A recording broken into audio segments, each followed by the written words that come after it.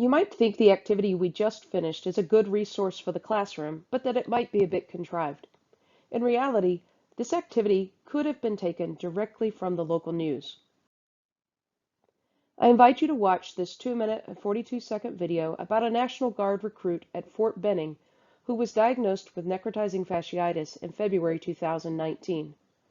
When you've finished with that video, I invite you to continue to the next slide. Note that all the links in this session are shared in the About information below the YouTube presentation.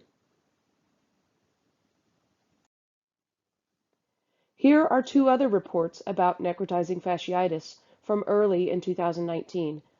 These stories can serve as supplemental resources for you and your students to consider after working through the National Institute of Health material on rare diseases.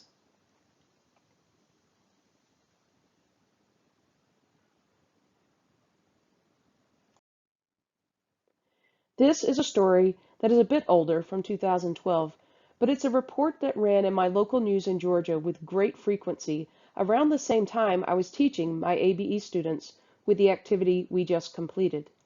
It's about a young college student named Amy Copeland, whose ziplining adventure forever changed her life, and about a new mother named Lana Kirkendall, who is from South Carolina. These also are great resources to share with your students.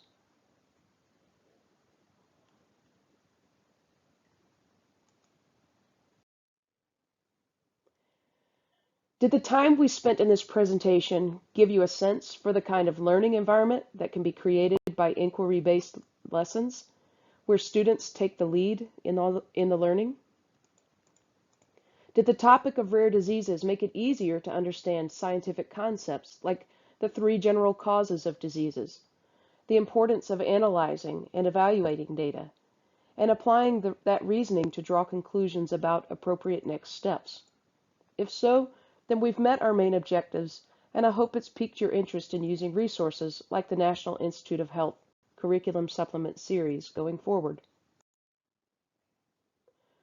You have the presentation on YouTube, but you also have links to the Google Drive for all of the COABE 2019 science materials that accompany this session, along with additional science resources that I used frequently in the classroom and that I've discovered over time. Don't forget you also have 6 other science workshops available on the COABE Science Weebly site. These are resources that you can download and use with your students or just for your own information. I also created some quizzes for the Rare Diseases and Scientific Inquiry resource, and I've shared those on the COABE site with you. And I invite you to now go back to the science community and continue these conversations.